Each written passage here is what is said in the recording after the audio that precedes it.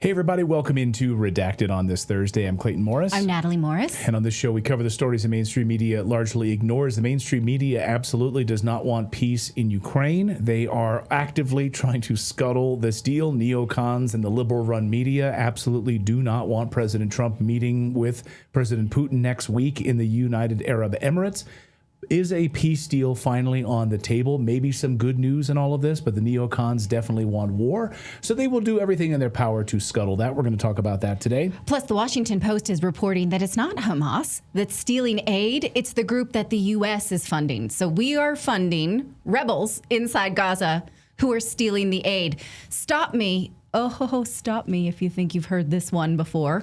Yes, that's happening. We're going to show you this report. So when you hear them saying, well, Hamas steals the aid, that's total crap, and they know it. We're also going to talk about the mRNA vaccine that was pulled from new development. That does not mean this is the end of the mRNA vaccine. We're going to parse those words. You know there's nuance there. You will see mRNA vaccines. Do not get excited about that. Just a few hours ago, Benjamin Netanyahu and the Israeli government met to basically approve a massive new offensive going into Gaza. This is basically the final move now. This is the massive offensive, which is the ethnic cleansing fully of Gaza into Gaza City.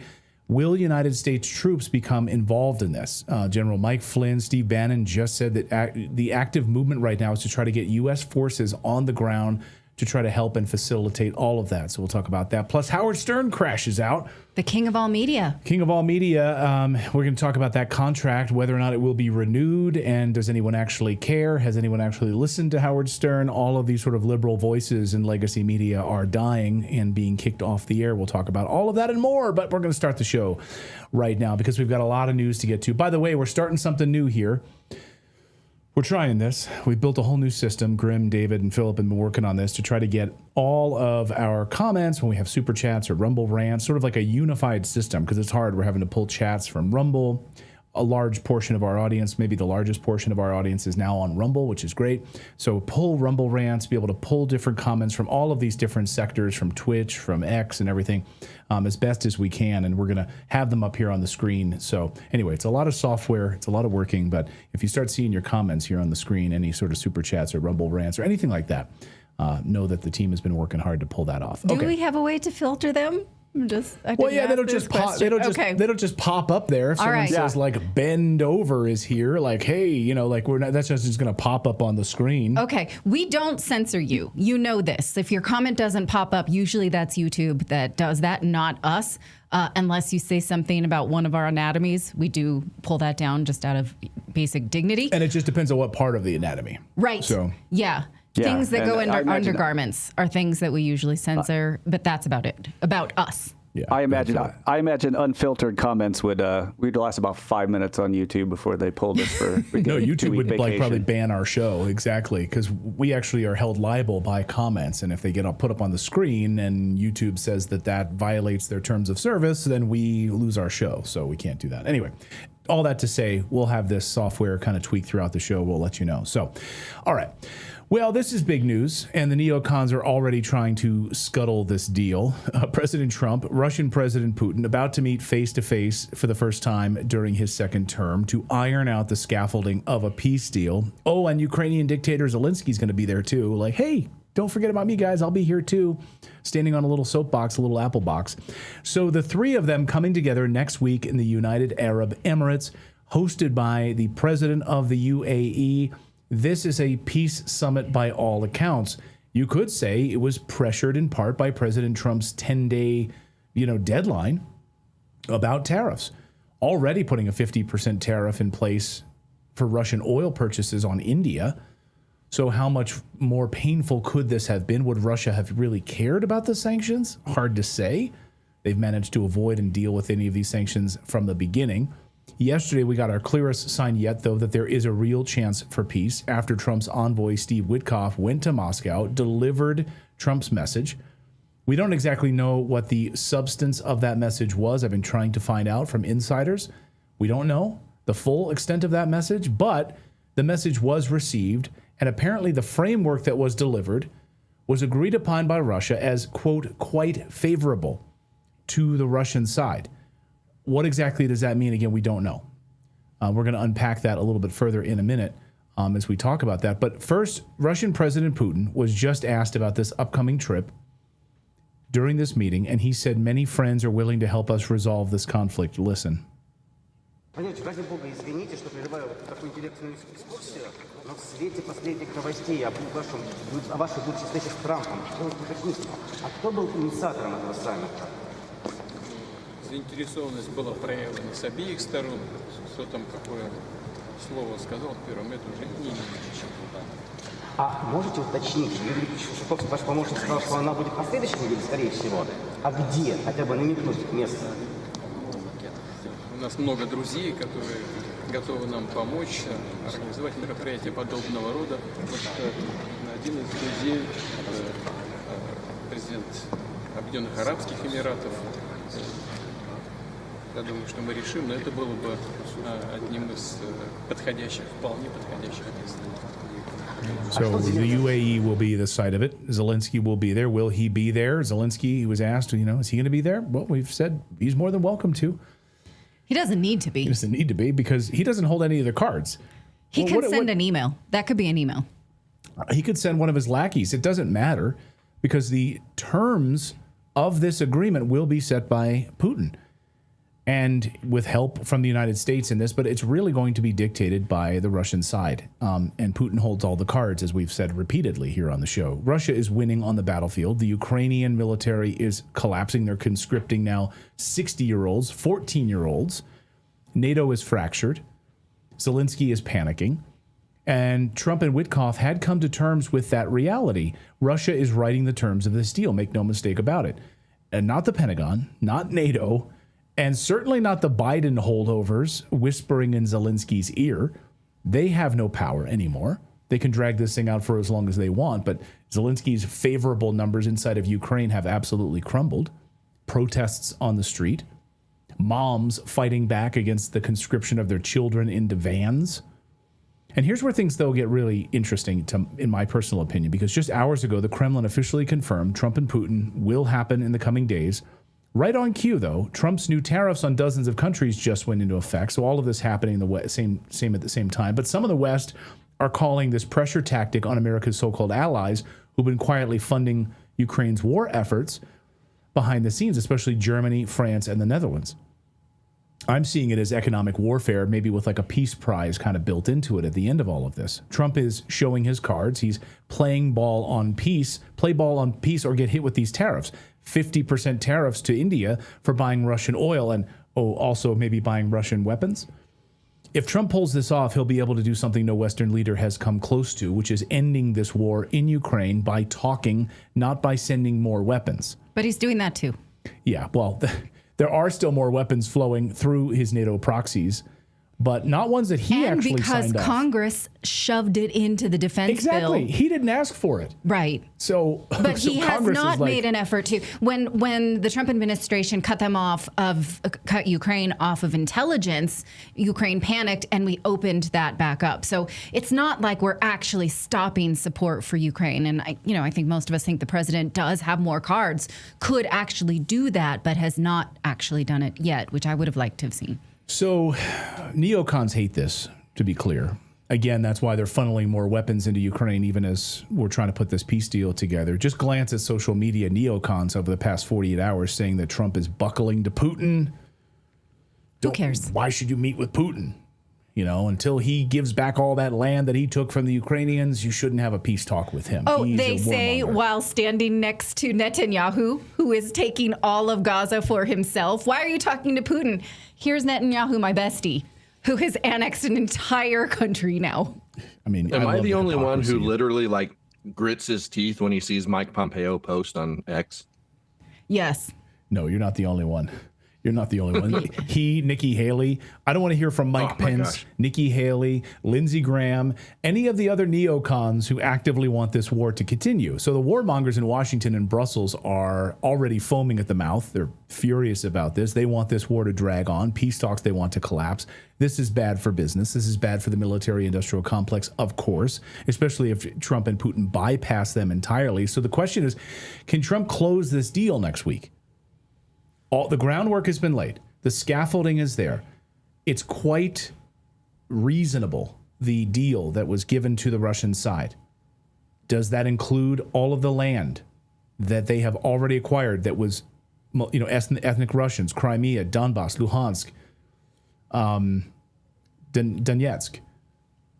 We'll see next week. Can Trump close it? Or I don't know, but I think next week is going to be huge. But you see Zelensky, if you follow him on X or any of his platforms, he's hedging his bets. So every hour there's a picture of him on his cell phone saying, I spoke to Ursula von der Leyen or Mark Rutte or Viktor Orban or whatever, Western leader or American leader. And we agreed. Russia's the aggressor. We want peace, but only peace through honesty. It's all the same bullcrap that he keeps hedging his bets because he wants no peace agreement so that this can continue and he can pretend as if he has some role in it, which he doesn't. It's really the two people who need to meet will meet. Can we see the front of the phone in the pictures, please, so we can, That's what I was worried. I'm like, that just like a phone's not photo on. shoot of like 30 photos of him on the phone? Right. Exactly. All right, let's talk about Israel now. Benjamin Netanyahu wants American soldiers to occupy and fight in Gaza as part of his ethnic cleansing of Gaza plan. So will Americans support this? Will you be happy to send American forces to Gaza? Not just the special forces that have already been there and sort of facilitating things, but I mean, I'm talking real like occupation forces to keep the peace. Would you do that? So tonight at 6 p.m. Israel time, just a few hours ago, Benjamin Netanyahu convened his security cabinet to approve a massive new offensive plan in Gaza. The Israeli government's plan to escalate military operations in Gaza involve the ethnic cleansing of the Palestinian civilian population of Gaza City specifically, and Gaza's central refugee camps. Ynet has reported that Israel plans to push the civilian population out of the area and direct them to the south, probably into Egypt, in an effort to prompt them to leave Gaza altogether. Israeli officials and Prime Minister Netanyahu told us back in May that their ultimate goal is the ethnic cleansing of Gaza, the Gaza Strip, which they call voluntary migration. Under what weird world do you live in? If you ask the Palestinians, is this like voluntary migration? We never wanted to be here in the first place. Here's voluntary. We're going to launch an RPG. Chance to live in the Bahamas like I always wanted. We're going to launch an RPG at this spot over here. Do you want to voluntarily stand there or stand over here? So it's voluntary that you don't want to stand in the spot where we're about to bomb and blow everything up. Okay, that's voluntary migration. Laughable. Where would the Palestinian population go? The last time they did this. I mean, where are they going to go? Romania? They're going to go into Egypt permanently? According to the IDF, they believe this new military offensive is expected to take months, according to the IDF. The IDF is warning that would lead to heavy Israeli casualties, and they're warning that any remaining Israeli hostages would likely be killed. Did you hear me? Let's pause there for a moment. Imagine if you're the family of those hostages, and you're being told by the IDF, you're being told by the Netanyahu government that they expect your loved ones to be killed. Of course, Israel's Hannibal Directive is clear in this matter. It has been. You guys all know about the Hannibal Directive. You're smart. You're a smart audience. It was put in place by Israel in the 1980s by the IDF. Its purpose was to prevent Israeli soldiers from being captured alive by enemy forces. In other words, even if it meant killing the captured soldier in the process or response. So Israel doesn't care about their missing soldiers. It's part of the plan. Of course, the Hannibal Directive was ordered on October 7th as part of the plan. Friend of the show, Dan Cohen, has covered this extensively. Israeli soldiers were told to stand down, not fight back for hours on purpose. Israelis were captured. Israel ordered airstrikes that killed its own people. So the plan begins now. No more worrying about hostages. One Israeli official told Ynet that, quote, the intention is to conquer Gaza, end quote. And what about American forces? Well, General Mike Flynn, Steve Bannon have a thought on that. The worst is right now in Israel, where the IDF has said, for political reasons, Netanyahu's come up with that we got to occupy Gaza right now. And this is going to be like this Iranian situation where they can't finish what they started.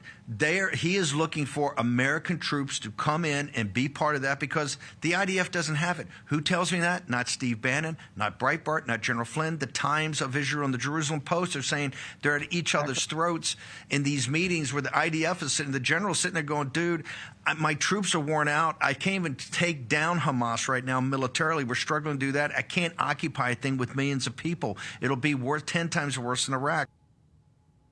Yeah, so who's going to do it? American forces. Will we go along with that? Let us know in the comments below.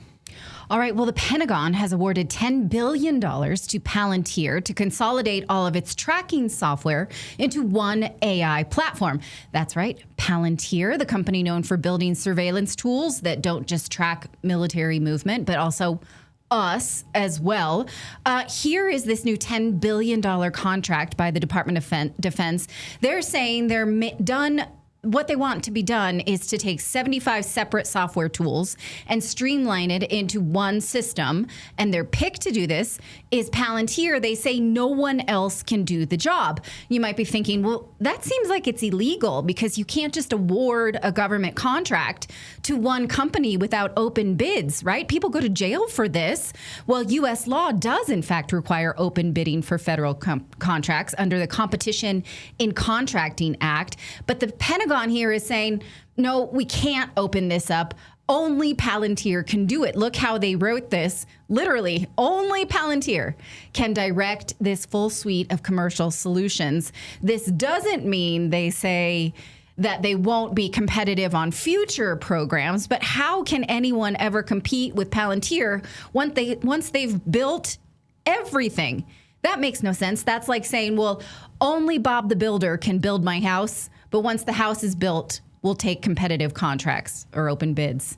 Makes no sense. So clearly this is a government-run monopoly on the software that they want, and they know intimately because Palantir was never just a tech vendor. It's always been an intelligence contractor. Now, when you hear Palantir, what people mostly worry about, not just tracking what they say is troops, military equipment, food, supply chains. It's also about tracking people, us.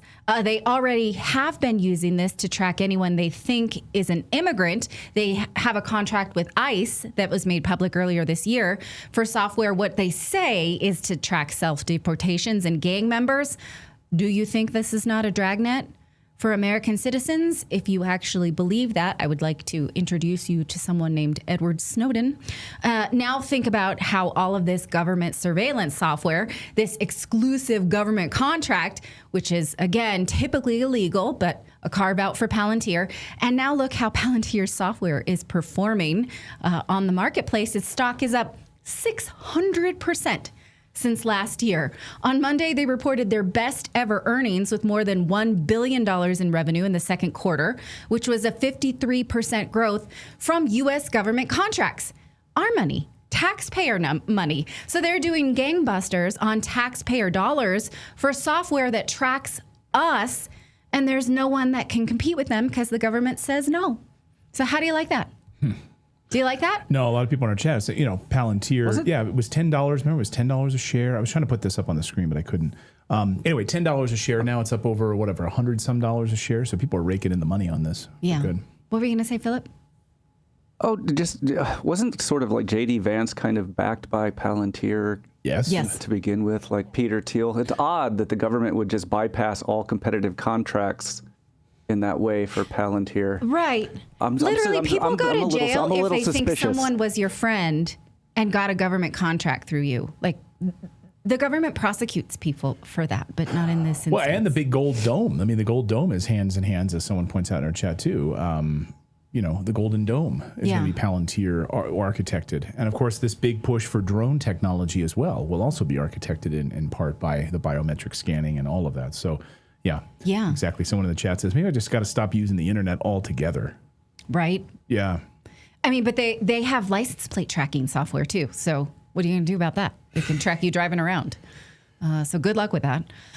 Okay, well, the U.S. and Israel are arming the guys looting the aid trucks in Gaza, and it's not Hamas. That is not conspiracy theory. That is reporting from the Washington Post.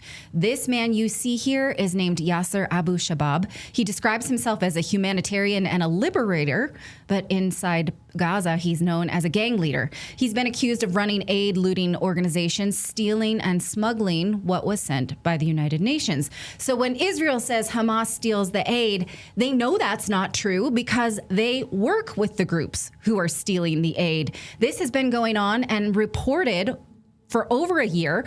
Last year, the Post reported that these armed gangs operate in Israeli-controlled zones where the IDF either looks the other way or offers logistical support for the theft of aid.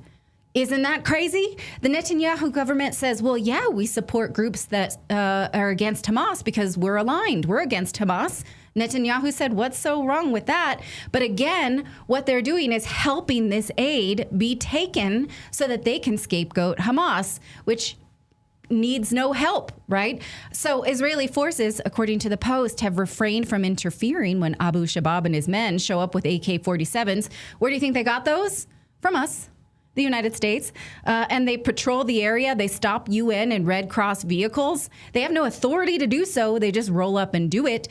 The United Nations has been complaining about this, saying that they operate like a drug cartel, trying to assert checks over these trucks. Here's the reporting that they have positioned themselves as a de facto authority in Gaza. They set up these checkpoints, videos, they just roll up. The United Nations says this guy has a full glide militia up and running, fully backed by Israel. The UN says that they refuse to cooperate, which stands to reason if they know these guys will steal it. So again, when you see these Israeli influencers walking around UN aid saying, look, United Nations has aid here, they won't distribute it, because they can't get past these thug checkpoints that Israel is supporting to put there. So they're not telling you the whole story. And so al-Shabaab now told the Washington Post that he has, no, you know what? I'm supported. I have a whole makeshift society under his command. He says at least 2,000 civilians live there under the rule of about 100 people. He claims that he's building schools, hospitals. His aid workers say he's stealing the aid before it reaches hospitals. So, are we funding humanitarian relief or are we funding organized theft? By the way, can we point out that the Gray Zone reported on this like a year ago? Okay. Yeah, and so did the Post. Yeah. I love how then, now that the mainstream media says it, people can pay attention to it. Well, the reason it's worth revisiting is because Israel keeps saying the UN won't distribute their aid. There's aid. We're putting the aid there. They know who is the barrier. If we don't know that because we're not there, then we buy that BS, right? Yeah. So again, this guy says he's got whole civilian structures, schools, health centers. How believable is that? While Gaza is being steamrolled, he's got infrastructure, but he openly says that he expects support from Israel and the United States, the European Union, and other Arab states. So if he's getting support from Israel, he is de facto getting support from the United States because that's our funneled money. So we are supporting this war, we say, to support democracy and peace in Gaza, but yet it's this ragtag group that we are supporting to arm against Hamas. I just want to ask this question. When has that ever worked out for us in Afghanistan? We supported rebels. What did we get? The Taliban. In Syria, we supported ISIS for them to turn around and attack us. Both of these groups, attacked Americans, fueled American hate in the Middle East. When are we going to learn from this, I wonder? Also worth pointing out that this feels very manipulative to be told we are providing aid when we know that there is a checkpoint that's stealing that aid. And then we can say, it's just not our fault that it doesn't make it there. It is our fault if we're funding the guys with the AK-47s who are taking it. And if you're still worried about people starving in Gaza, the Israeli government says, you don't need to. They say this Time magazine cover was faked because there's a photojournalist there who took it, and people knew that they were getting their picture taken. That's how photojournalism usually works. So it wasn't staged. There's actually video that it was a real distribution. You can see it here. I can't show it to you because Al Jazeera every single time dings us with a copyright infringement strike. But you can look this up if you want for yourself. It's easy to find. Philip brought this up. If that photo was staged just because the guy took it, well, then by that logic, the Vietnam War was staged because that guy had a camera. So, yeah, there is actual proof of starvation in Gaza. That was a real photo. We're not saying Time magazine has never manipulated photos before. They absolutely have. But this is not true debunking. What I didn't bring, but what I should have, is that a new poll inside of Israel shows that upwards of 75% of people do not worry about starvation in Gaza because their government denies it. So they are very, it seems, either they don't believe it or they're not worried about it because they're not allowed to. So let us know what you think of that. All right, coming up, we're going to talk about the mRNA vaccine. Is it gone for good, or is it just going to be disguised through private funding, maybe less regulation? We're also going to talk about the COVID whistleblower who was not the Chinese COVID whistleblower. That's interesting, right? Plus Howard Stern. Crash it out, the king of all media. Before we do that, we want to tell you about our friends at American Financing, because what if you can delay 2 mortgage payments? That's right. Imagine putting those payments in your pocket and finally getting a little breathing room. Well, that's possible with American Financing. If you're feeling stretched by everyday expenses, groceries, gas, bills. I saw someone in the chat saying gas in Colorado is through the roof. Yes, gas continues to go up. Well, American Financing can show you how to use your home equity to pay off that bad debt. If you call them, they have salary-based mortgage consultants to help homeowners like you restructure your debt, your loans, all without upfront fees. Their customers save an average of $800 a month. That's like a $10,000 per year raise. It's simple and it can save your budget. So call now before it's too late at 866-890-8434 or head on over to americanfinancing.net/redacted. One more time. That's americanfinancing.net/redacted. All right, how you doing? Let's take a little break. It's hot in here. It is hot. Yeah, we're just trying to. Are we all good with internet? We have been having some crazy internet outages lately. I'm just hoping everything's okay. So, but it seems like one of our. Philip, are you still there? I don't know if anybody's still there. Hopefully we are. Oh, I'm still here. Everything is fine on my end. Yep, all right, everything's good so far. All right, good. Okay. Well, RFK Jr. just dropped a hammer on Bill Gates and his mRNA vaccines that he has funded. And we're going to tell you how, because the U.S. Department of Health and Human Services announced it will stop developing new mRNA vaccines because, according to RFK Jr., mRNA vaccines don't perform well against viruses that infect the upper respiratory tract and, paradoxically, encourage new mutations that can actually prolong pandemics. Well, that's interesting and nice of them to finally admit. What they're not admitting is what are some of the health concerns about mRNA. And what they're also not saying is that mRNA vaccines will still be available to be developed through private vaccine makers. They just won't be government funded. Also, that they will continue to be in what they call late stage vaccines. So there are plenty of cancer vaccines that have mRNA in them, which may still hit market. So are we witnessing a quiet retreat from the mRNA revolution or the beginning of a new phase with maybe even fewer guardrails and even less public accountability? Well, Mary Holland joins us to discuss. She's the CEO of the Children's Health Defense and one of the editors of the amazing book, Turtles All the Way Down, which in my opinion is the most comprehensive review of vaccine research that you can find. So thank you for joining us today. It's Welcome. A pleasure. So can you explain this HHS announcement and maybe tell us what they are not admitting about the mRNA technology? So the way that we see this is it's a step in the right direction. It is not the full story, right? So as you're pointing out, it doesn't say that these shots have been injurious and deadly on a scale never before seen. In the past, these products, these mRNA products, were considered gene therapies. They were not vaccines. They had to change the definition of vaccines to bring these on the market. So it doesn't deal with all of this, but it's a step in the right direction in that this order a couple of days days ago from HHS Secretary Kennedy cuts off $500 million of funding that was primarily going to go to Pfizer and Moderna, the two main manufacturers of about 97% of the COVID shots that were administered. From our point of view, this mRNA platform is not ready for prime time, right? It needs a lot more research to be giving this to all people. It basically creates a kind of an autoimmune condition. This RNA instructions then creates the antigen in your body and you defend against it, right? So in the COVID shots, it gave you the instructions to form the spike protein, only they don't know how long it lasts. They don't know what the dosing should be. Everybody's different. And the evidence is very strong that the more shots you got, the more likely you were to get COVID. I mean, that's what a Cleveland Clinic study says. So definitely a step in the right direction, but this is not everything we want. Children's Health Defense is on record with many other groups that these products should not be on the market. They're unsafe. They're just not safe. They're not really vaccines. They don't prevent transmission, full stop. Did regulators know about this before the COVID rollout? I mean, RFK Jr. says that there's manipulations, gene manipulations, and it prolongs the pandemic, makes it worse. So did regulators know about this? And what evidence do we have now that they were fully in the tank on this? It's a great question, Clayton.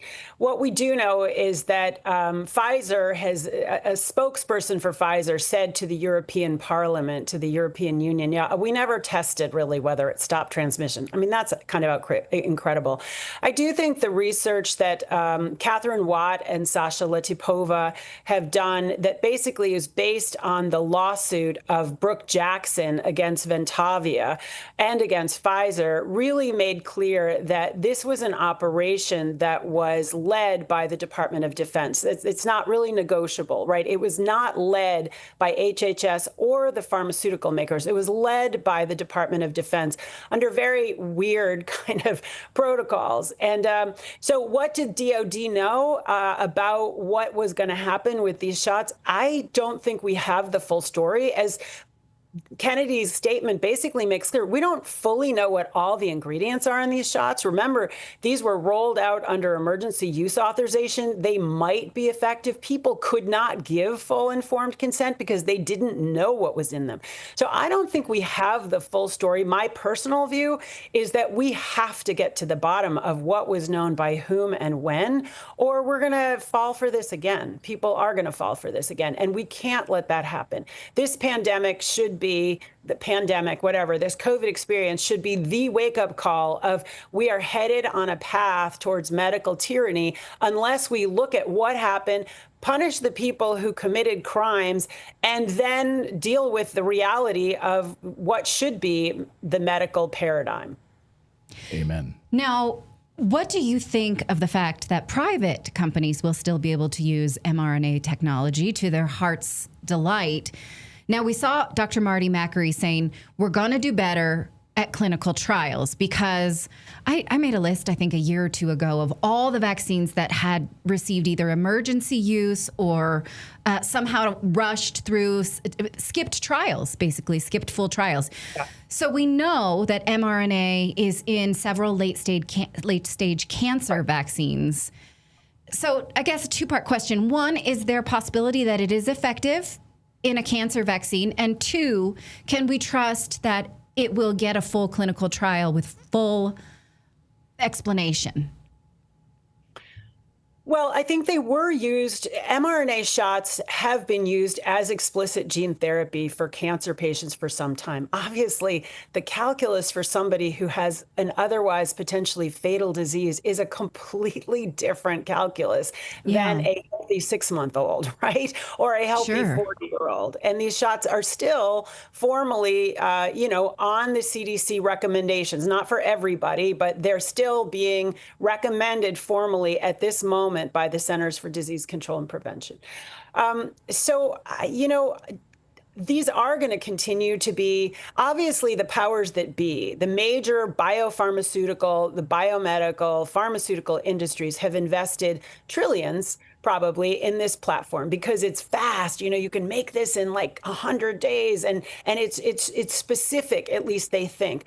I don't believe right now that the private sector is going to stop all development. I do believe that it's absolutely Kennedy's idea that there can be no future vaccine products put on the market without true inert placebo controls. That was never the case. They were used in some respects in COVID, but those clinical trials were highly manipulated. I think there is going to be a different level of scrutiny around clinical trials for vaccines than there ever has been for any kind of vaccines going forward. So I do think that mRNA shots, to get licensed through the FDA, are going to have to meet a much higher level. But I don't expect that all research using this platform is a stop. And arguably it just shouldn't be forced on people, and it shouldn't be forced on people with lies, which is what happened to us during COVID. Well, another thing that's being forced on us is all this advertising. And I know we're getting ready for the NFL season. You're going to see, as the World Series games and playoffs unfold, all of the commercials. You're going to see big Pfizer. You're going to see Travis Kelce rolling up his arm saying, hey, I got 2 shots. I got my flu shot and I got my other Band-Aid here. Go get your COVID shot. You can get it for 2 for 1. Just go down to Walgreens and grab them. So they're going to be met with this big advertising onslaught as we head into the fall and the Christmas season. To me, that's just a travesty. Ramping up. Yeah, I agree with you. So, the U.S. is one of 2 countries in the world with direct-to-consumer prescription pharmaceutical drug advertising. We are absolutely aberrant on this. It is ridiculous to be advertising medical products and not, with no controls, essentially. Vaccines don't even give you, you could die, which the drugs have to do. This is in the sights of Secretary Kennedy. He's been very outspoken that he wants to get rid of this direct-to-consumer advertising. But it's not as easy as one might want. I mean, there are First Amendment issues in recent Supreme Court rulings that make this more complicated. I know Bernie Sanders, of all people, has put a bill in the Senate to end direct-to-consumer advertising of pharmaceuticals. I was actually in a hearing a couple weeks ago where Senator Ron Johnson and Senator Richard Blumenthal of Connecticut, Republican and Democrat, were talking about having an end to direct-to-consumer advertising. So I think it's sort of in the atmosphere now, but we're not there yet. And you're absolutely right that people are persuaded by advertising. They are. Yeah, I mean, heck, there's no blanket federal ban on like gun advertising, but really, TV providers, you don't see advertisements for guns on television, right? I mean, a term that Kennedy used to use before in office was farm media, right? So 70% of the advertising on mainstream media comes from the pharmaceutical industry. So they're not going to report on the harms from these mRNA shots, and they're also going to use this advertising from their primary sponsors. So, the good news is that people are turning away from mainstream media and coming to shows like yours that are going to give them truthful information that's not as slanted towards their advertisers. Well, speaking of truthful information, Turtles All the Way Down is where I go for every time there's a news segment that we need to look at about a specific vaccine. It has exactly what you need to know about the clinical trials. You were one of the editors, or you wrote the foreword on the book, but not the authors are anonymous because they didn't want people to attack the messenger. They wanted them to only have substantive engagement with the book, which I thought was brilliant. But you must know. You don't have to tell me. It's probably best you don't. She's going to out the authors. I'll tell you, it's really interesting. So I first became aware of the book pre-COVID in Israel. I spoke at a conference in Tel Aviv, and I became aware of this weird-looking book in Hebrew with these turtles on it. And I'm like, what is this that's being sort of like promoted around here? And I started looking. There was a QR code on the back, and I looked at the citations. I was like, oh, my God, this is only citing to peer-reviewed medical literature and to U.S. government literature in English. I want to read this book. So through intermediaries, I got in touch, but literally I've never met the authors. I've never seen their faces. We communicate by Skype with pseudonyms. So they've been very, very careful for good reason, because every person, whether it's Bobby Kennedy or Dr. Meryl Nass or Dr. Pierre Corey or Dr. Paul Merrick or Dr. Ryan Cole, they are brutally brutally attacked as sort of doctors who don't conform. Whether it's a scientist or a doctor, they lose their grant, their name is smeared, and it may get worse than that, right? I mean, there are doctors who have died under very suspicious circumstances who were promoting what was considered alternative therapies that did threaten mainstream therapies. So it's for very good reason. But I agree with you. I think it's, I didn't write the book, but I think it's a fantastic book. It's very comprehensive. And what it shows you definitively is that vaccines have never been subjected to rigorous safety controls. It's a separate argument whether they're effective. You can make arguments that there's some effectiveness in some people, but what you cannot argue ever is that vaccines are truly safe, because they are inherently unsafe. So, like every other drug, right? Some people are allergic to aspirin. Some people are allergic to, cough medicine. You cannot give one product to everybody and expect that it's going to be safe. It's impossible. That's why we have, in the United States, and there is in Israel, a vaccine injury compensation program. But that's a completely broken system. That's a different topic. But, we've been sold this complete lie that vaccines are safe. They're not safe. And this book is definitive in showing you step by step by step it's not safe. And I love the book in that it starts with you may be wondering, and why is it that some parents are against what the doctors say, and get a cup of coffee. Sit down and relax. And by the end of the book, it's this is a crime against humanity. And it is, because they know that people and children, babies are going to die from these interventions for the greater good. And that's just one of the things that the book makes clear is that vaccines have never been tested together. And so we know you shouldn't take a Sudafed and a NyQuil at the same time because they but we've never properly studied and it's not against all vaccines. It's how to choose based on the science of each one, but we don't know how they react together. We don't know the dosage. We don't know the age. We know none of that because we willfully refuse to know it. Well, and exactly right. And this is willful blindness. The powers that be absolutely understand that this stuff is unsafe. So we keep getting this mythology. It's interesting from this announcement from the secretary, the Paul Offits, the key medical spokespeople for the program, they go out. These people for 20 years have refused to debate with Robert Kennedy. Peter Hotez is another one. Listen, if you are certain that vaccines were safe, wouldn't you debate anybody? And Turtles All the Way Down makes this point. There's science that they will not do. There are debates that they will not have. They just want to keep perpetuating this mythology. They're safe and effective. They save lives.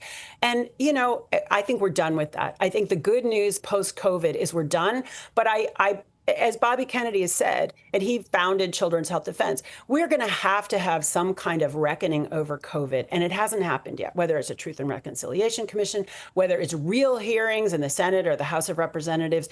There's got to be a reckoning, because what we just lived through is something that I never want to see happen again anywhere in the world, let alone in the United States.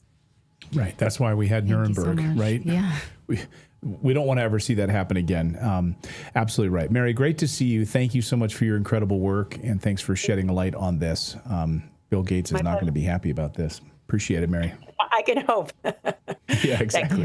Thank you. All right, coming up on the show, we're going to talk about a COVID whistleblower. We were hoodwinked about the COVID lab leak story and the whistleblower story. Dan Cohen is going to be joining us. He's been tracking this story, and it's pretty remarkable. Plus, Howard Stern crashes out, and the legacy media is dying. How in the world does Anderson Cooper have a 30-person staff? I thought you said 200. No, Stephen Colbert. How did Stephen Colbert have a 200-person staff? How does Howard Stern have a 98-person or 95-person staff? What? What is going on? Legacy media is dying. And when all of these drugs and biopharmaceutical companies stop funding their advertising, oh man, it's going to be a totally different media landscape, and I am there for it. I can't wait for it. We're going to get to all of that, but first, we want to tell you about our friends over at Chapter, because if you are nearing the age where you can use Medicare, or you already do, how do you know if you have the best plan? Well, there are Medicare consultants, but a lot of times they push you into a plan where they get some kind of kickback kickback, it's good for them and not for you. Well, that's why Chapter was founded, because they found that outrageous. And in fact, they wanted to help people who were on Medicare. We have a friend who just saved tens of thousands of dollars on Medicare, and we want you to know how. And again, Chapter realized this industry can be predatory. We want to make sure there's a place where people can go, get all their options for the best Medicare plan, and Chapter does not get kickbacks. They don't advise you on what's best for them. They advise you on what's best for you. They don't push high commission plans. They just search every Medicare option to find what works for you. They're an advocate, not the insurance company. And again, a 30-minute call with no stress, no sales pitch. You can walk away saving thousands with full coverage. People in this audience have saved thousands working with Chapter. We know that for a fact. The call is completely free, and the average person who works with Chapter saves over $1,100. So if you're turning 65 or you're already on Medicare, don't wait. Call them to see what they can do for you. You can call the number on your screen or go to askchapter.org/redacted. So the number is 202-655-5811 or go to askchapter.org/redacted. All right. Well, were we hoodwinked about the COVID lab leak whistleblower? You know, the whole COVID came from a lab in China. There are holes in that story, and Dan Cohen went to investigate that on his Uncaptured Media. He says that Dr. Li Mengyan presented herself as a whistleblower who had fled China to tell the world that COVID came from a lab and was a bioweapon. Well, that story is full of holes. She had worked with American scientists many times in her career. She married a scientist who had Pentagon contracts. That's weird. Later, she accused him of being a Chinese spy. Does the Pentagon employ Chinese spies for virology research, I wonder? So, Dan, welcome back to Redacted. And maybe you can tell us how you found the story and why it matters. Yeah, good to be with you.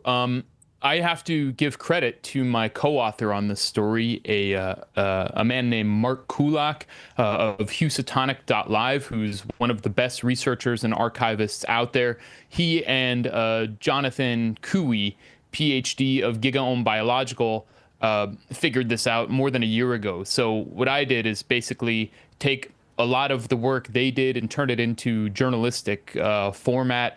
So, you know, the broader public can understand the level of deception that we have been exposed to, not simply about the lab leak story and not even just about the COVID story, but about a much broader multi-generational deception about pandemics, that they're even possible. And so really this is the tip of the iceberg. And Li Mengyan appeared in July 2020 when we were all dealing with lockdowns and being separated from families and job closures and these kinds of things. And everyone is terrified of this supposedly novel virus going around. And Li Mengyan appears suddenly on Tucker Carlson's show back when he was still at Fox News, saying that this is actually a Chinese bioweapon. The Chinese government created this, released it, and then covered up human-to-human transmission, and then therefore they have to pay. They are responsible for this. In fact, so then Li Mengyan was all over the media. She went on a number of podcasts, and for years she has been considered basically a credible figure, or given credible testimony on this subject. She did tours with figures like Dr. Robert Malone, who is an advisor, a top advisor to Children's Health Defense of I think the president of which you just had on, Mary Holland, along with Dr. Richard Urso, Dr. Ryan Cole, and doing tours across the United States in churches and any kind of public forum, talking about her story being a Chinese whistleblower. And in fact, as you mentioned, Natalie, she never said in any public appearance that we were able to find that she had ever been in the United States. She made it appear as if she was a mid-level scientist at this lab in Hong Kong, and found out that from a source in the Chinese CDC that that it was a bioweapon, that COVID was a bioweapon, and that there was human-to-human transmission that was being covered up. But in fact, she was married in 2014 in Manhattan, in New York City. There's a photo in the original Fox News article on her of her wedding party, which is in like a barn in what looks like rural New York or Jersey or Pennsylvania. And unless that's a theme park, an American like country theme park in China, then it's clear that she would, I mean, it's obvious, it's documented. She was at least married here. She may have spent more significant time. She is married into one of the most prominent families in the biomedical establishment here in Washington, D.C. And she also not only has personal connections, but she worked in Hong Kong under the two scientists who were essential in creating the COVID narrative, and even going back to isolating the SARS virus in 2003, and then were again essential in not only the COVID-19, the SARS in supposedly SARS-CoV-2, but also coming up with the countermeasures that were recommended to the World Health Organization, and then many countries adopted. They also came up with they also designed the PCR diagnostic test, which the World Health Organization used, which actually did not specifically test for SARS-CoV-2, but was a pan-coronavirus test. So it would not just find SARS-CoV-2, it would be any fragment of any viral particle in anybody's nose it would pick up on. So it was not actually testing that. That was one of the ways that was the primary way that there was basically, and it's not what I believe, is what I think the evidence shows was a faked pandemic. And the lab leak narrative that Li Mengyan promoted was one side of a dialectical propaganda campaign where for years people have been arguing, did it come from nature or did it come from a lab? But this is all based on the assumption that there was a novel virus. And in fact, there's no evidence of that. And there's evidence that a pandemic was faked. And so this is the tip of the iceberg. Yeah, this is, well, this is the, go ahead, Clayton. Go ahead, Dan. No, it's the tip of the iceberg. Go ahead. I didn't mean to interrupt. I'm just. Well, this is the tip of the iceberg in the sense that there is this deception that, everyone thinks it's lab leak now. And that is everyone thinks it came from a lab. That was relegated to the extreme right wing at the very beginning, to neocons like Tom Cotton. But in fact, this is a narrative that was brought about by Steve Bannon. We know that Steve Bannon also played a huge role in bringing President Trump to power by shaping him as kind of this conservative populist, even though Trump was a longtime Democratic Party New York State real estate mogul. And then Bannon brings in this doctor who has an obviously faked story and has omitted key aspects of it. And then the story goes from Trump quickly adopts it, Tom Cotton, Ted Cruz, faux populist right-wing figures and neoconservatives who have an axe to grind with China. And Steve Bannon was on the payroll of a guy named Miles Guo, who is a fugitive billionaire from China who is dead set on overthrowing the Chinese government.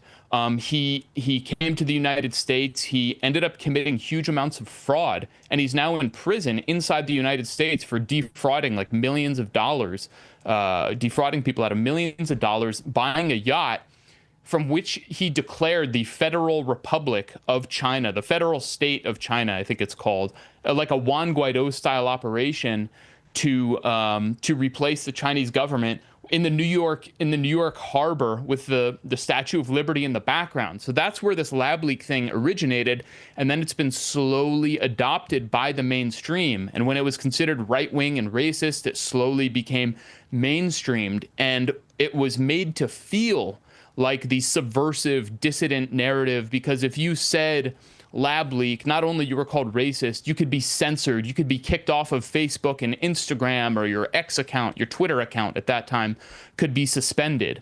But that made it feel like, oh, well, maybe the establishment doesn't want us to think about that.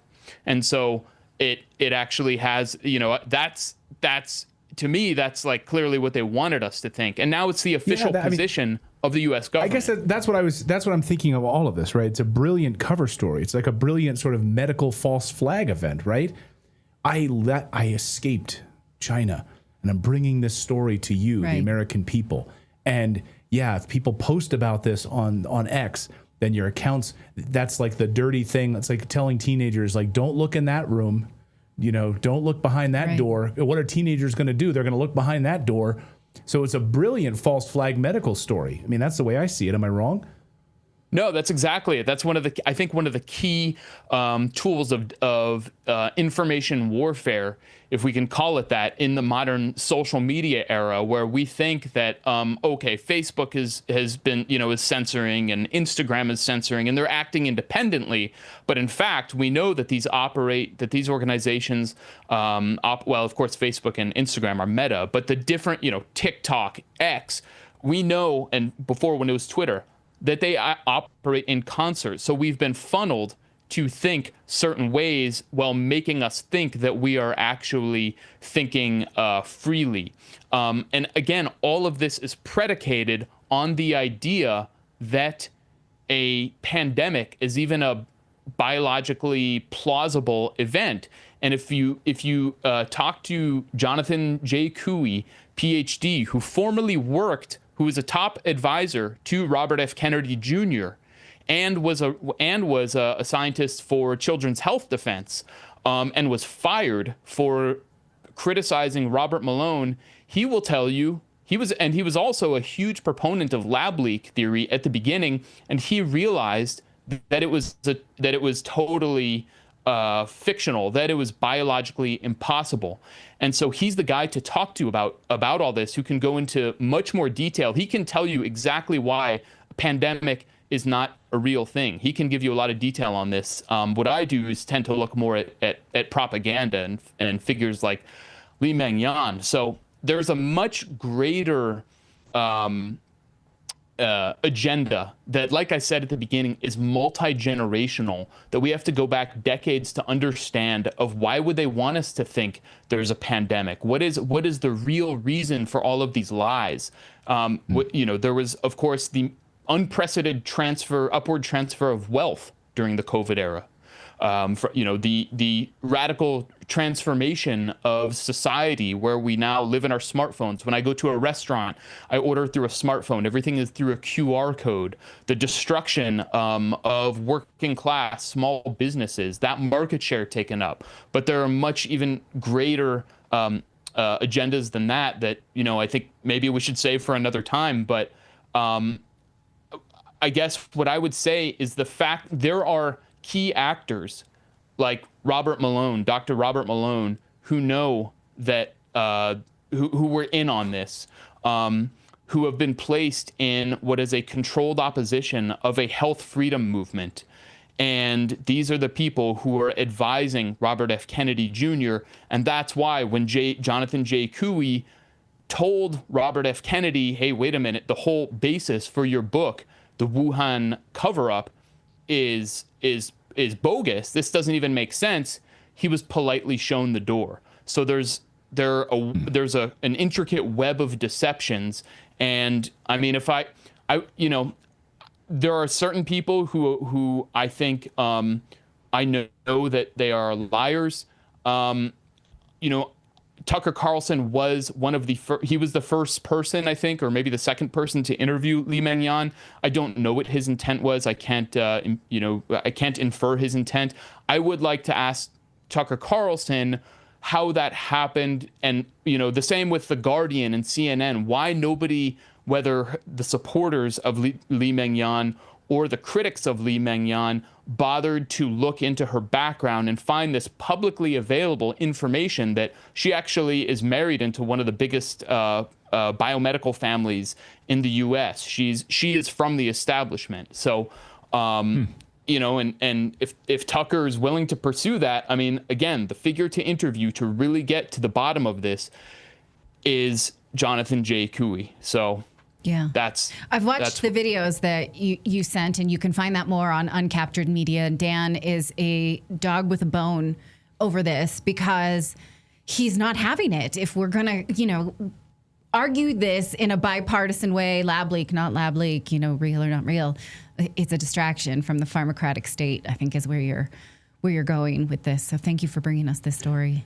Thank you, Dan. Joining us from the swamp of D.C. How hot is it there in D.C. right now? Oh my God, it's like we're dying in our studio right now. It's hot as balls. Yeah, there was like a horrible period where it was like 98, 99 degrees in total humidity here. But for some reason, these last few days, we've been blessed with like relatively cool weather. So I'm just trying to not jinx it. Relatively. In the dog days of summer in the Washington, D.C. swamp. Yeah, exactly. Dan, great to see you as always. Thank you so much. And check out Uncaptured Media, where Dan does all of his great work. Great journalist. Thank you, Dan. Thanks so much. I can count on like two hands, maybe like the best journalists in the United States. And you were just looking at one of them there. Right. At Dan. Whenever I see something, especially he's really... Go ahead, Phil. Go ahead. Oh, no, I didn't want to interrupt you. I was just going to point out that, like, if Tucker interviewed her when he was on Fox, then likely it was some producer that had discovered her, and it wasn't like Tucker reached out to her to interview her. Isn't that how that would work, Clayton? I mean, I know you worked at Fox. Yes. That's just my assumption. Yeah, I mean, I don't want to defend because I don't know that situation with Tucker. Tucker had a staff of like 17 people when he worked at Fox. And so he had producers and things like that would probably bring him guest ideas and things like that. But Tucker has a massive Rolodex. I mean, Tucker knows everybody. Mm-hmm. So, yeah, it's an interesting question. Like, how would that get, like, maybe Tucker didn't know who she was or didn't know anything about her background? I mean, I don't know. I have no idea. So did one of his producers or did somebody like powers that be try to get, he told me, I mean, Tucker told me, like, Fox shot down when he wanted to have Trump on his show. Fox was pissed that he had Trump on his show. Like, they kind of got in the way and told him not to do that. Yeah. So I don't know exactly what sort of back and forth the powers that be at Fox versus his own production staff or that's him personally. Tucker knows everybody though. So does he know that person? I have no idea. Or was he fed that story from someone he trusted? Right. Because a lot of us have had, we've had guests on from people we trusted and we're not sure, that we can't vouch for everybody. We're doing our best to ask questions of everybody who has something to say. So yeah, it's a good question. Okay. Dan's Mossad. Can you imagine? Can you imagine if Dan Cohen? Hold on, Dan's still here. Dan, you want to answer that? Dan, are you you're Mossad apparently? I mean, when did that happen? Just because I'm Jewish, I mean, it's pretty lazy. I don't know. I guess I'm. What makes me Mossad is yeah. Rumble is still down. Is Rumble still down? People are saying. No, I see. Rumble's still. You can hear us? I see it. Yep. Good. Remote looks good. I just checked both streams, so I think we're good to go. As soon as we start talking about Mossad, it's so funny. Like, I mean, coincidence? I don't know. Who the heck knows? These outages. It's kind of okay. You guys can hear us. All right. I want to do this Stern story. I want to do this here in a second. But first, got to tell you about our friends. Over at Lear Capital, because right now, I don't know if you saw what President Trump just did yesterday with Apple. Apple in the White House announcing that mining, where they're going to be supporting the mining operations in the United States only, is huge. Precious rare earth minerals, all of that. Mining coming back to the United States. Rare gold, silver production finally coming back to the United States. All of it. U.S. debt has been accelerating out of control. The U.S. dollar is definitely in trouble. And I don't know where you want to, how you protect your family, but the best way to do it is with gold and silver, making sure that you own precious minerals. And our friends over at Lear Capital can help you get set up with this. Just give them a call, 1-800-613-3557. Get on the phone with them. Ask, how can I start investing in precious metals? Should I buy silver? Should I buy gold? Gold and silver, both up today. My son just bought silver as part of his IRA that he has. And he said, Daddy, how much should I buy? Should I buy 100% silver? I said, well, you could split it up like 70% silver, 30% gold. Start getting your family educated about gold and silver right now. Give them a call. They will send you a free guide in the mail. Just sit down with your loved ones and go over it just to understand. They're an education company first. Or just go to the website, learredacted.com. But I prefer giving them a call because they're an American company and they're a great team. 1-800-613-3557. All right, so can we even get like super chats up here on the screen? Let's try this. Oh, yeah. Juan Don says to get people attached to their mobile devices, not just phones. Talking about like what Dan was just talking about, the biometric, scanning and Palantir and everything like that. Thank you for your $1 super chat. Appreciate that. We're just trying the new software here. I think it's working. Okay, let's talk about Howard Stern. Well, the Howard Stern crash out was inevitable, in my opinion. But of course, Stern will spin it differently. So first it was Stephen Colbert's CBS Late Show dumpster fire, collapsing under the weight of 200 overpaid writers and interns who couldn't tell a joke or write a joke. Now Howard Stern, gone, done, washed up. According to reports this week, by the way, someone had to leak this story, whether it was like on the Sirius XM side or someone from like the Stern staff had to have leaked this story, the only way we'd even know about it. Howard Stern's show might not be renewed by Sirius XM. And let's be honest, it's long overdue, because it turns out when you spend your entire show mocking the very audience that built your career, things eventually fall apart. They deteriorate. When you spend your show talking to washed up liberal Hollywood elite pedophiles, no one wants to listen to that anymore. You want to like sit there and listen to Tom Hanks tell funny movie stories? No, I want to hear about the real stuff with Tom Hanks that you're not going to ask. According to reports, Stern's $500 million per year contract won't be renewed. Sirius doesn't want to spend that money on a failing show. But let's rewind the tape. Howard's decline didn't just start recently. The seeds of this were planted back at least in 2016, maybe earlier than that. Maybe even before he moved over to Sirius XM. He decided to go all in at that time in 2016 for Hillary Clinton. Remember that? I mean, the guy who built his empire talking to strippers and lesbians and telling fart jokes and trashing bigwig politicians, mocking bigwig politicians who used to do prank phone calls, suddenly became a mouthpiece for the deep state's least charismatic demon, Hillary Clinton? Warmonger Hillary Clinton? The creator of the Russian collusion hoax, pushing the FBI to push a fake frickin' story? That's why I think that, like, I can't help but feel like this has to all be about money. Because how can these people that are so open and like let's totally support free speech all of a sudden turn on a dime and be like antithetical, like just the complete enemies of free speech? It makes zero sense to me. I don't know, like who's funding it? God only knows. I have no idea, because he did a complete 180. Because do you really think that like long haul truckers, the electricians, the blue collar dudes who made up Stern's audience and who made Stern a household name, supported Hillary Clinton? The woman who called them deplorables? I mean, think about that for a second. Like a long haul trucker driving through the Rust Belt of America, going through Pennsylvania into Ohio, whatever, listening to Stern on their satellite radio. And I know a lot of long haul truckers listen to Sirius XM radio because they at least can have that same signal across the nation no matter where they are. If they listen to the highway, the country music station on Sirius or whatever it is, they listen to satellite radio. So do you think that those truckers support Hillary Clinton? Of course not. I mean, no, they don't. It is possible that Howard Stern carries around hot sauce with him, and that really resonated with him, that she had it in her purse. You know what I mean? Like something like that. That's about it. That's about the only thing. I mean, they were New York elites. They knew each other, of course, so they're friendly in that regard, and they all swim in those circles, and they live in that bubble, so it makes sense. Then came COVID, and oh boy, like Stern turned into a woke idiot, built his studio out of his house. He was like, oh my God, he went full on crazy person, germaphobe, not leaving the house. kind of a nut. And he admitted he became a woke idiot, and he totally embraced it. Listen.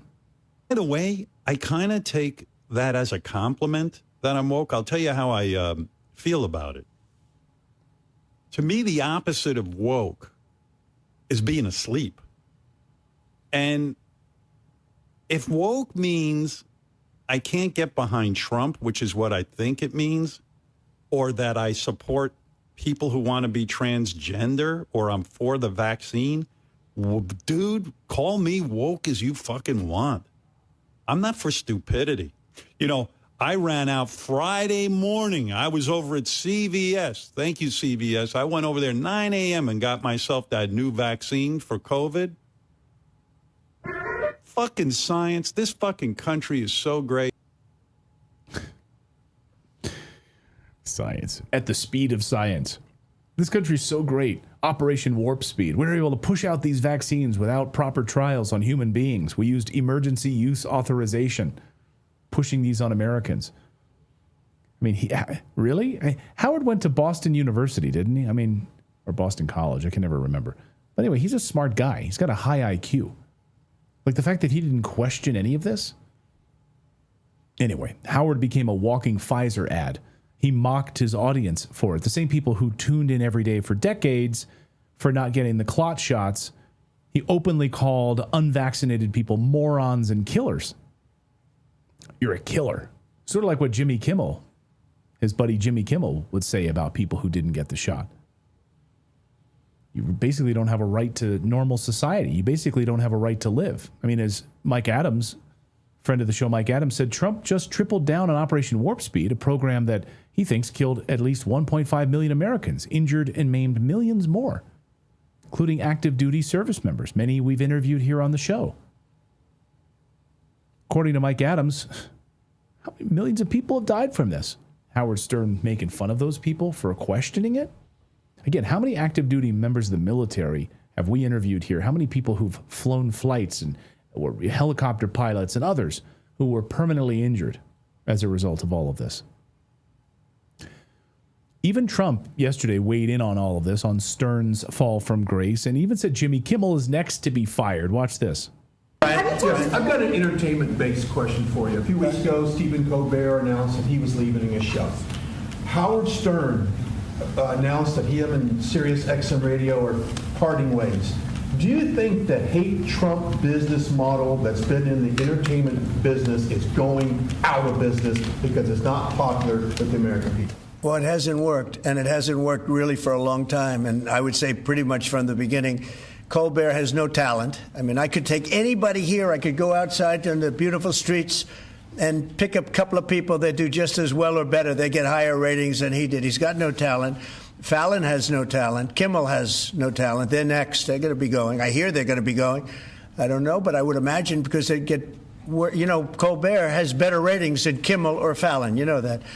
Howard Stern, it's a name I haven't heard. I used to do a show, used to have fun, but I haven't heard that name in a long time. What happened? He got terminated? Yeah, they're going to separate ways because I think what they're offering salary-wise is real low than what he's getting. You know when he went down? Whenever you want.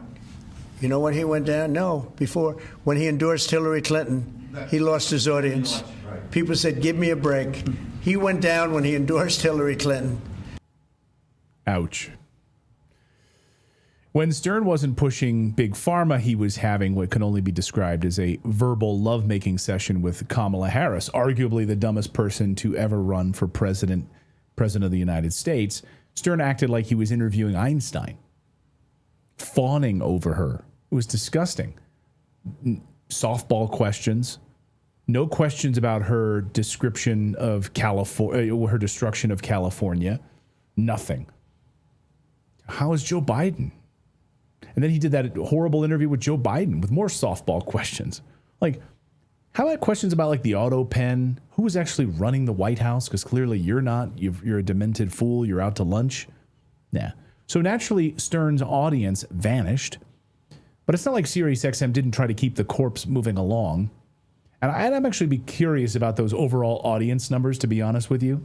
Like, who was actually listening to Stern? They gave him $500 million for this train wreck of a show, and the advertising is crazy.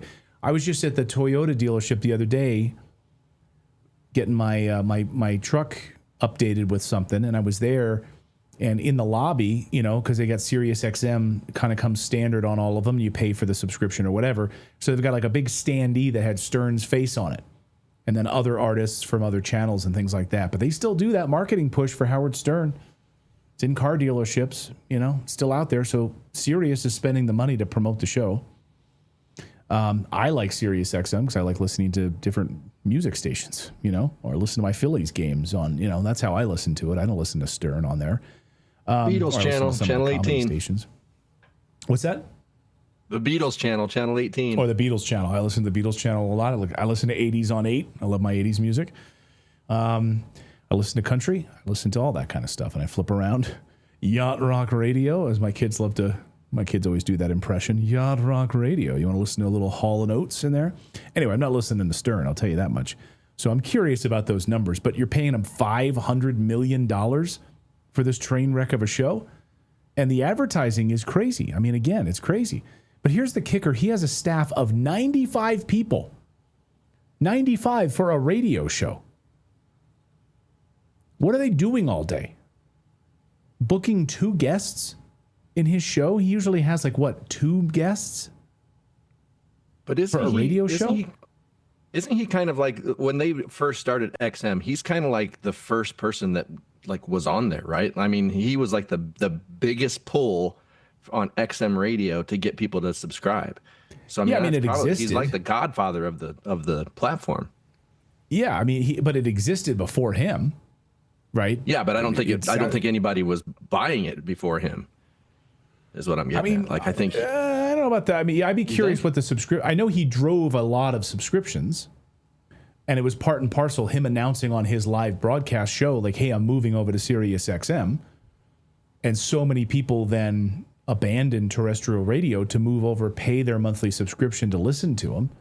He also lost a huge audience from terrestrial radio because people just couldn't afford it. People were going to pay that much money per month or whatever it was. I don't even know what the price was when he first started, $9 a month or something.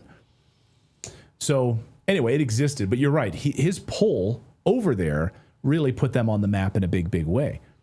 But now people, I don't know, the numbers just don't add up. I don't know how many people are actually using a Sirius XM subscription just to get Howard Stern anymore. No one does. I don't know. I don't know anybody that does. I don't personally know anyone that does. Otherwise, the left would be calling him their Joe Rogan, right? They're like, oh, where's our Joe Rogan? Our Joe Rogan is actually getting 11 million views per show, right? Downloads. Right. And they're like, where's our Joe Rogan? Oh, I guess it's not Stern, so... But I just don't understand how you have a staff of 95 people. I'm still stuck on that point. You're booking 2 guests a show. It's him and Robin sitting there just kibitzing about the news. That's it. I mean, 95 people to work on that show? To cut phony phone calls together? Really? I mean, what are they doing all day? Let me just give you a little comparison. We have 5 people that work on our show. Not including Natalie and I, 5 people total. And last month on YouTube, we have more guests per day than Stern. Yeah, we have more guests per day than Stern. Anyway, last month on YouTube alone, we had 11 million views. That's just YouTube. And that's during the summer months when people are doing other stuff. They're traveling. 11 million. That doesn't even count Rumble, where the majority of our audience now is on Rumble. Free speech platform. 5 people that work on our show, 11 million viewers. Howard Stern has become a bloated media relic, a washed up, neurotic, woke germaphobe hiding in his mansion. I used to love Howard. Back on 94 WYSP out of Philadelphia when I would deliver newspapers in the morning. That was my job, delivering newspapers before school. And I'd be out there first thing in the morning with my Walkman on, listening to 94 WYSP out of Philadelphia. The signal wasn't very strong where I was in Reading, Pennsylvania, but it depended on the street that I was walking at the time with my newspapers, and I loved it. I loved how edgy he was. I loved the funny comedy routines. I loved him picking on politicians. I loved all of that. I laughed. I enjoyed it as a teenager, It's what, funny kind of stuff, right? But anyway, that's a long time ago. Now Stern is not alone, though. Legacy media is imploding. Just 2 weeks ago, we learned Stephen Colbert's late night show employs over 200 people. 200 to tell 3 jokes and stare awkwardly into the camera? That's what you got 200 people for? No wonder it's unwatchable. Maybe actually if they cut it down to 10 people, they'd accidentally write something funny. And don't even get me started about CNN. Last night we learned Anderson Cooper makes $18 million a year, has a staff of 30 people. And in July, his primetime numbers pulled in 98,000 viewers in the key demo. 98,000. That's adults 25 to 54. Like, that's the sweet spot. Because teenagers, no one's watching CNN. That's it, 98,000 people. You get more viewers live streaming a car wash. Or this, by the way, a live eagle camera. So today I tuned into the Big Bear Bald Eagle live camera, the Nest camera. And it has more people per day watching this live camera total throughout the day than Anderson Cooper. Could you imagine? Anderson Cooper's like, you know what? Instead of doing my show, I'm just gonna put a camera on a bird's nest. Get more viewers than CNN.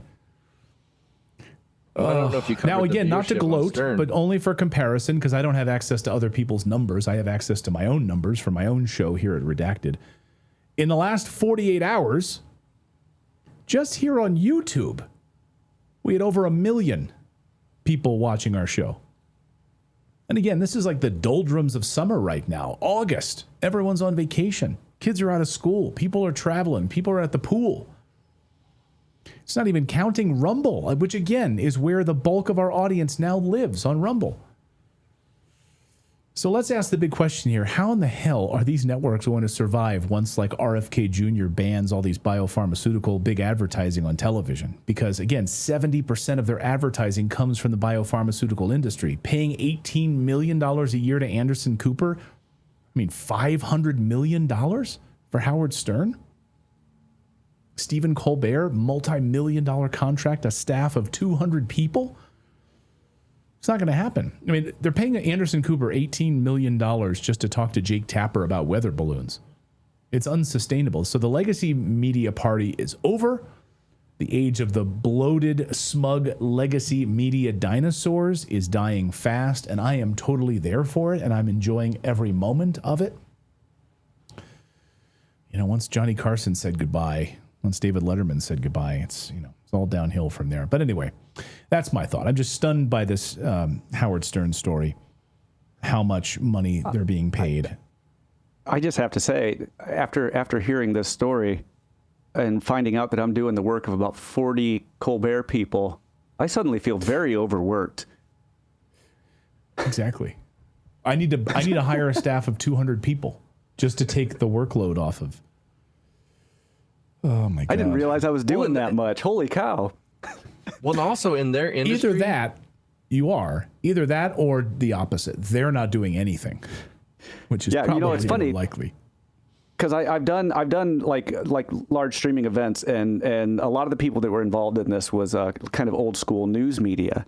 And they said they absolutely love new media people because like in their world, everybody's trained on one specific thing. They have like that's because an of audio unions. Guy. Yeah, that's what I was going to say. It's because of unions. You have to be like, you're a union guy. You're usually typically trained on one thing, and that's all you do. And you can't hire people outside of the union to do those things in their world. Yeah. They said they love new media people because we just know how to do everything. It's like I don't even think twice about the fact that I'm editing, running the show, doing the audio, like all of these things all tied together because that's just what I do. Yeah.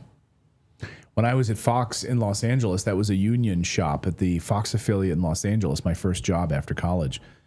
And I worked on the morning show there called Good Day Los Angeles. And I remember I got yelled at one time because I went over and used one of the union guys' tape machines to do some editing. I had to put together a piece, and I grabbed a tape and I went over to this tape machine and I like put it in there. Because that was like a union machine, I got in trouble. Like, you can't touch a union person's machine. That would have been a union violation. Mm-hmm. Literally can't have that person pressing the button for this. It's crazy. So you have to hire the right person who can press that button. I had a job that I was doing because I was in production, so I didn't have to be a union, but everybody in production had to have what do they call it, like a shadow? I can't remember what the name of it is, but it's basically like a person in the union that does the equivalent job that just sits there and does nothing. But when they struck, they pulled down everything. We got all our equipment. We're rolling it up.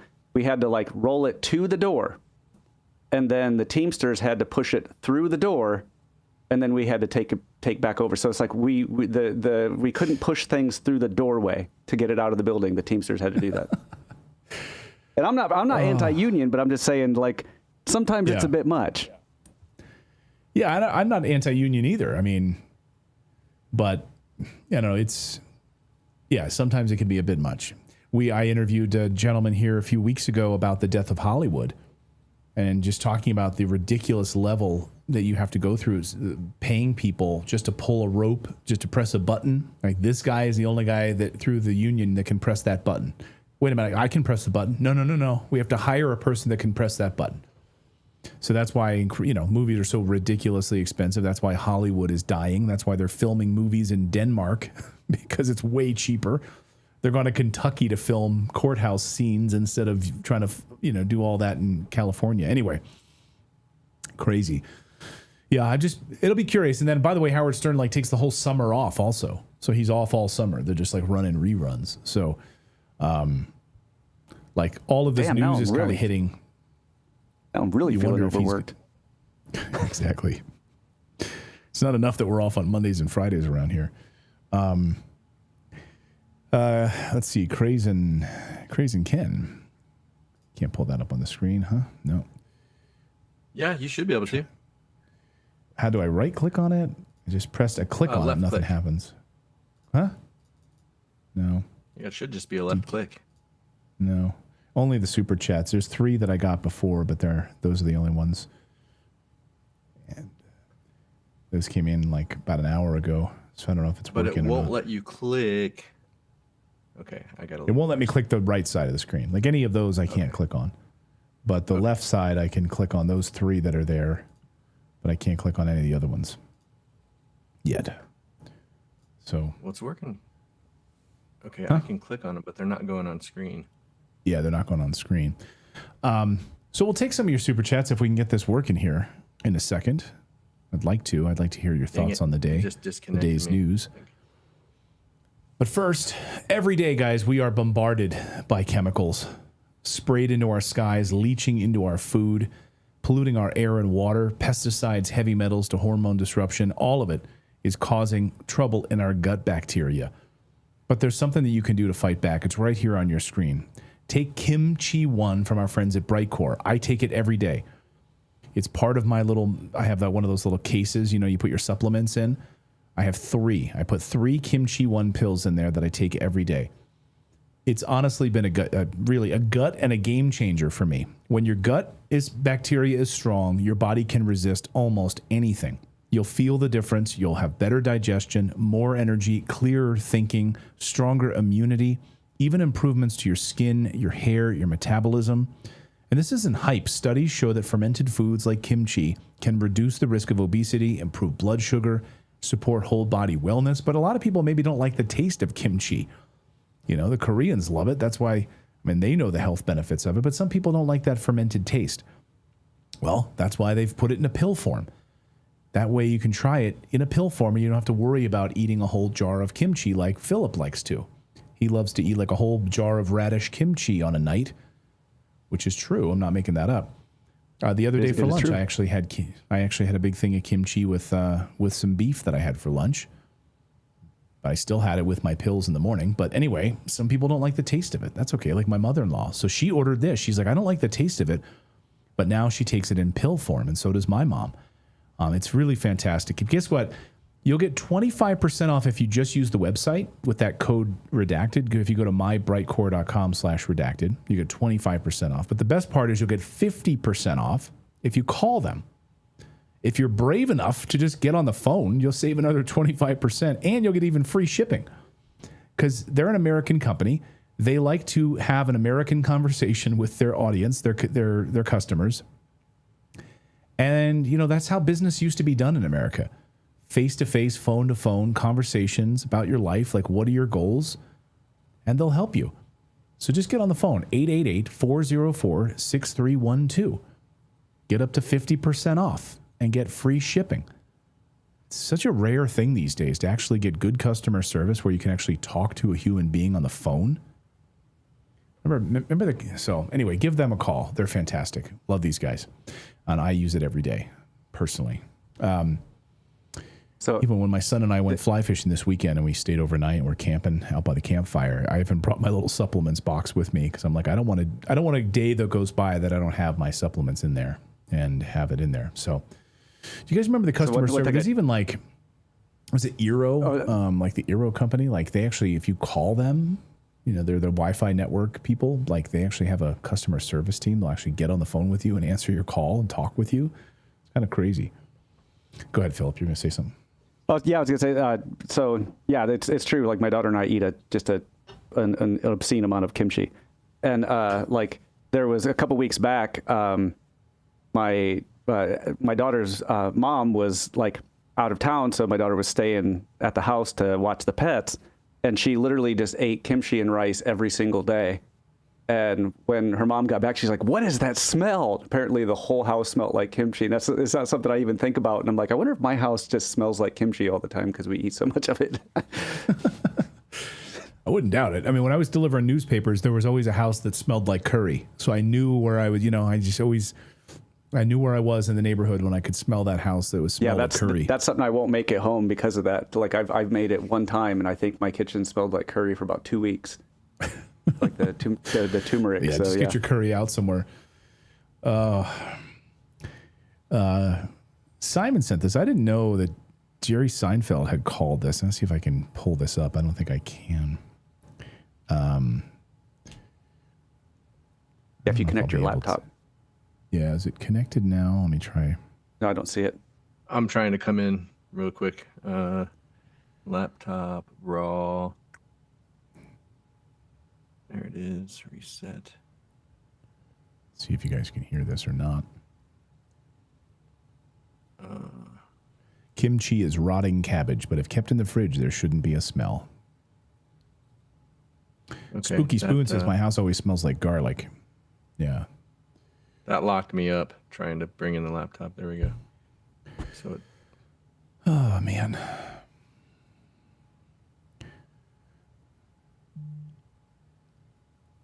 Maybe I should get a staff of 200. Just have one person devoted to the laptop.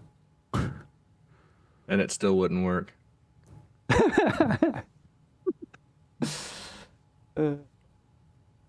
So I have to keep unplugging this damn thing from being able to air it here because, unfortunately, I keep getting sound effects coming through. So if, like, people text or whatever, like during the middle of the show.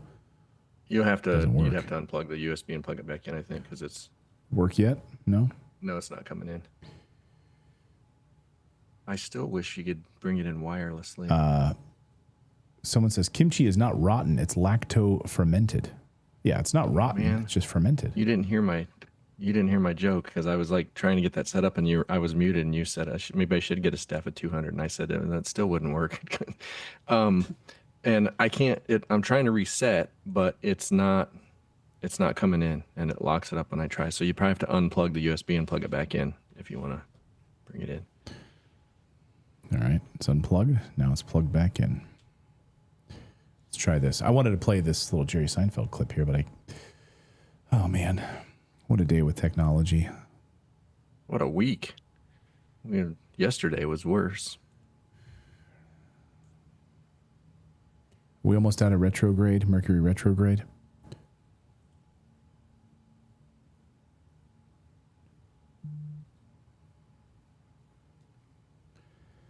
Yeah, it's not wanting to bring it in. Add new input, capture device is not supported. Tone Tech, I appreciate your comment. I'm not going to read it, but I do think it's funny.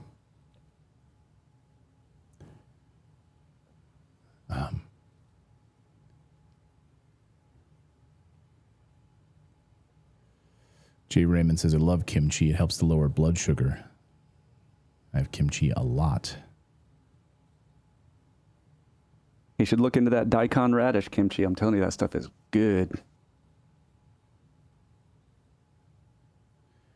To try that. Yeah, the South Koreans know about it. They know all about it.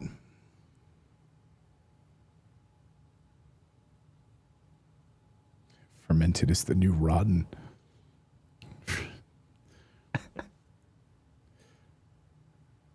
Tone Tech says you might get a kimchi chick if you're meeting her at the bar. I don't know what that means, but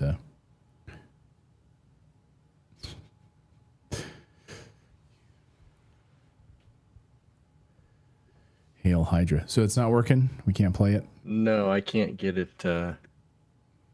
You're gonna have to unplug the actual capture card from the computer and plug it back in. I did. Oh, I can't really reach it down there all the way. Yeah.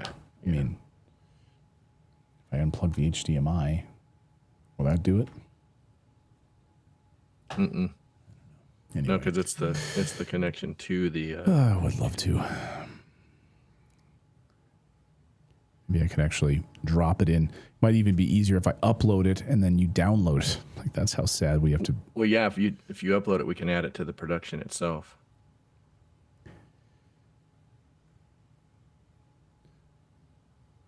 All right, I'll add it to that. I'll add it to that story, Philip. See if in craft maybe you can pull it that way. I'll add it to the end of it. See if we can pull it in that way. It's the only way we can do it. And probably by the time it's pulled in, it won't even be worth it. But hey, we'll see if it's worth it. All right, should be uploaded now, Philip.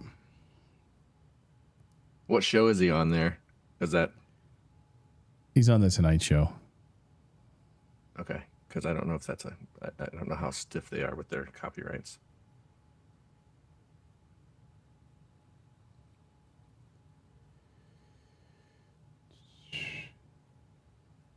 Let's see if you can grab that one. Anthony Goodley says you can hire me. I'm good at doing nothing, just like the mainstream media shills. Exactly.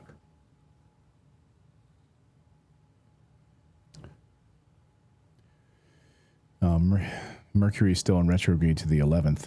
Wouldn't it be great, like, once Mercury retrograde is done, then all of this new software, the stream stuff, will be able to put up super chats on the screen, everything. Next week, hopefully next week, we'll actually be able to do all this stuff. All right, it's queued up. All right, go ahead and play it. All right, here's Jerry Seinfeld talking about exposing the scam of executive producers and all, like, the producers that are, you know, they have hundreds of people on a staff, 200 people watch. Like at the end of your show tonight, yes, there are credits, right? Correct. And there are executive producer credits of people who do absolutely nothing on this show. Is that correct? Nothing. They contribute nothing. No. It's you're on camera. Tell America that there are people taking credit for this show and doing nothing. Admit it. It depends. It depends.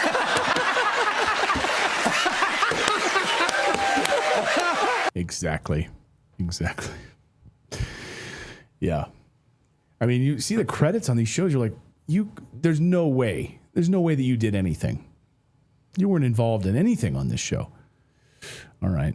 How do you have a staff of that many people? I can't figure it out. Anyway. Oh, glad we got that in there. Well, thank you guys for joining us. Hey, I want to mention we have a store. Should we mention the store? We have a Redacted store. And we have a brand new Redacted website, by the way. But just go to redactedstore.com and check it out. And we have all sorts of great wares over there. We've got our mugs, our hoodies, our T-shirts, all sorts of fantastic wares. In fact, I saw a guy the other day wearing a Redacted T-shirt, and I couldn't believe it. And he couldn't believe it.